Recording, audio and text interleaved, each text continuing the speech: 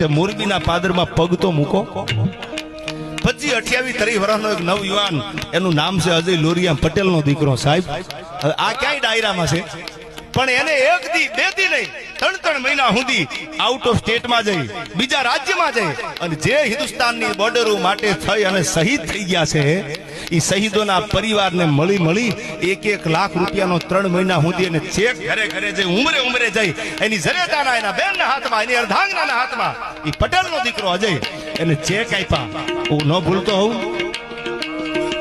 હા હું ન ભૂલતો હોઉં તો એને 2 થી 3 શિયાર આપણા હિન્દુસ્તાનની બોર્ડરના હિમાળા હાચવા વાળા આર્મીના ઘરે જઈ આંધ્રપ્રદેશ હોય તો ભલે, યુપી હોય તો ભલે, રાજસ્થાન હોય તો ભલે, ક્યાંય આ ડાયરામાં હાજર છે. પણ જેને કંઈક બીજા માટે કર્યું છે એને આપણે બિરદાવવાનું મન થાય, એ અજય લોરિયા.